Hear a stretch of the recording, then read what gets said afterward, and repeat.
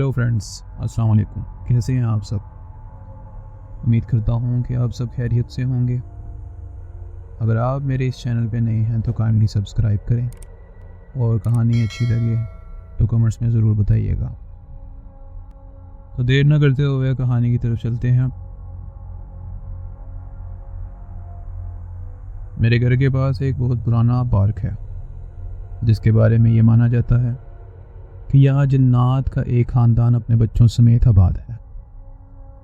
इसके बावजूद भी लोग वहाँ शाम के वक्त अपने बच्चों को घुमाने के लिए लेकर आते हैं। इस पार्क में बच्चों के लिए झूले भी लगे हुए हैं। रिदा एक बहुत प्यारी छोटी सी बच्ची थी। शाम के वक्त अक्सर उसके मॉम डैड उसे पार्क में लेकर आते, उससे खेलते, झूला झुलाते।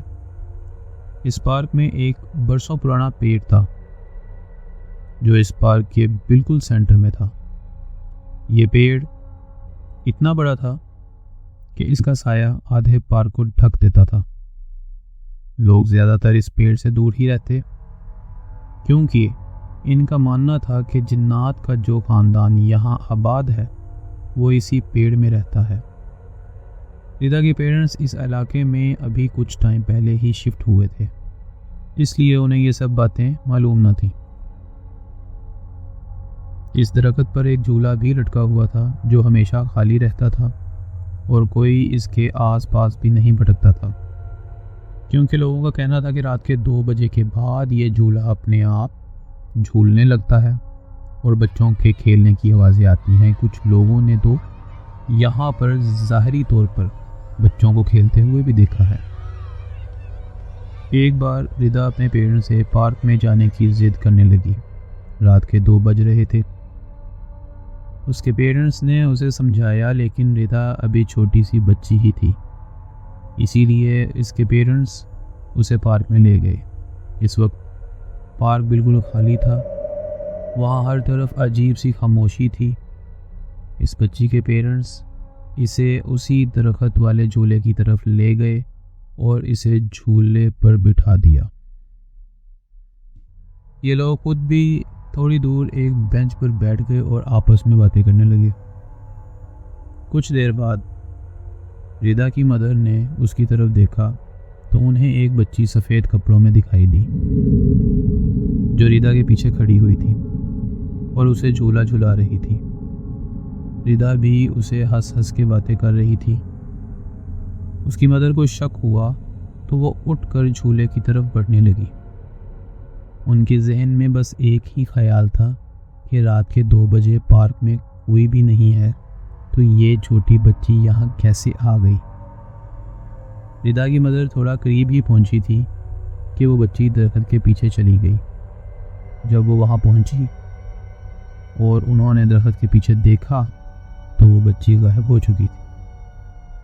रिदा की मदर ने उसे फ़ौरन झूले से उतारा और रिदा को गोद में उठा लिया और डरते हुए वहाँ से तेज़ तेज़ अपने हस्बैंड के पास जाने लगी। उनका खौफ से जर्द हुआ चेहरा देखकर उनके हस्बैंड ने वजह पूछी तो उन्होंने सारी बात बताई। वो लोग बहुत परेशान हो गए और फ़ौरन वहाँ से अपने घर आ गए। कुछ दिन बाद रिदा के कमरे से हंसने की और बच्चों के खिलखिलाने की आवाज़ें आने लगी और रिदा के पेरेंट्स ने कई बार उसे अकेला किसी से बातें करते हुए देखा लेकिन उन्हें वहाँ कोई नज़र ना आया। रिदा से पूछने पर वो एक ही जवाब देती थी कि ये मेरे नए दोस्त हैं। ये बात सुनकर उसके पेरेंट्स अब बहुत डर गए थे। उन्हें शक हुआ कि कोई आसेब उनकी बच्ची पर आ गया है। निदा के पेरेंट्स ने एक भूत उतारने वाले बाबा को बुलाया और उन्होंने बताया कि इस बच्ची पर आसेब हो गया है और पार्क वाला सारा वाकया बयान किया।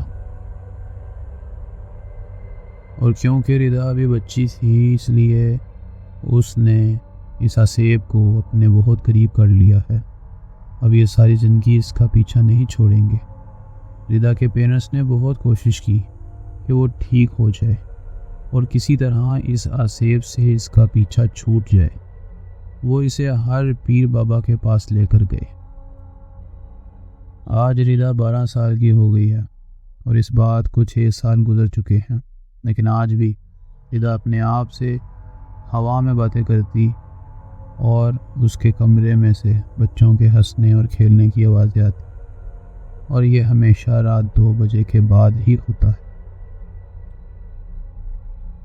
उम्मीद है दोस्तों कहानी अच्छी लगी होगी। अगर अच्छी लगी तो कमेंट्स में ज़रूर बताइएगा। इसके अलावा अगर आपके साथ ऐसा वाक़या कोई पेश आया है तो आप हमारे साथ शेयर कर सकते हैं। अपना बहुत सा ख्याल रखिएगा। मिलते हैं अगली स्टोरी में। अल्लाह हाफिज़।